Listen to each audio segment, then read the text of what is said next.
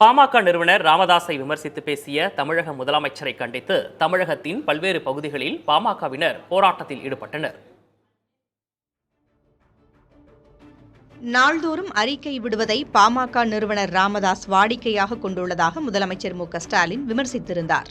அவருக்கு வேற வேலை இல்லை, அதனால டெய்லி ஒரு அறிக்கை விட்டுட்டு இருப்பாரு. அதுக்கெல்லாம் பதில் சொல்ல அவசியம் இல்லை. இதனை கண்டித்து சேலம் மாவட்ட ஆட்சித்தலைவர் அலுவலகம் எதிரில் பாமகவினர் கருப்பு கொடி ஏந்தி ஆர்ப்பாட்டத்தில் ஈடுபட்டனர். திடீரென சாலை மறியலில் ஈடுபட முயன்றதால் அவர்களை காவல்துறையினர் தடுத்து நிறுத்தினர். இதனால் இரு தரப்பினரிடையே தள்ளுமுள்ளு ஏற்பட்டது. இதனைத் தொடர்ந்து மறியலில் ஈடுபட்ட சட்டமன்ற உறுப்பினர் அருள் உள்ளிட்ட 100க்கும் மேற்பட்டோரை காவல்துறையினர் கைது செய்தனர்.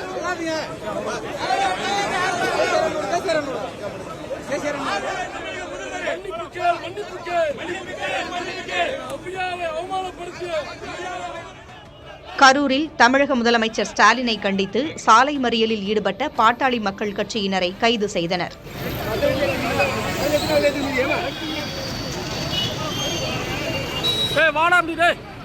சிதம்பரத்தில் பாமகவினர் ஆர்ப்பாட்டத்தின் போது தொண்டர்கள் மீது மோதுவது போல் வந்ததாக கூறி தனியார் பேருந்து பக்கவாட்டு கண்ணாடியை உடைத்ததால் பரபரப்பு ஏற்பட்டது.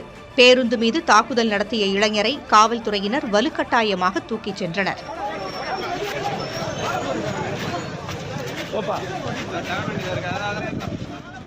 இதனிடையே பேருந்து கண்ணாடிக்கு உண்டான இழப்பீட்டை தருவதாக மாவட்ட செயலாளர் செல்வ மகேஷ் உறுதியளித்ததால் பேருந்து புறப்பட்டுச் சென்றது. தொடர்ந்து ஆர்ப்பாட்டத்தில் ஈடுபட்ட பாமகவினரை காவல்துறையினர் கைது செய்தனர்.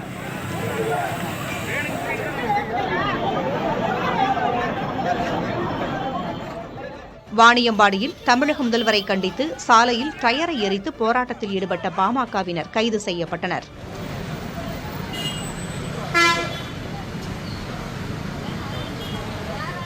இதேபோல அரியலூர், காஞ்சிபுரம், கள்ளக்குறிச்சி, திருவண்ணாமலை, ஈரோடு, கிருஷ்ணகிரி உள்ளிட்ட பல்வேறு பகுதிகளில் பாமகவினர் போராட்டத்தில் ஈடுபட்டனர்.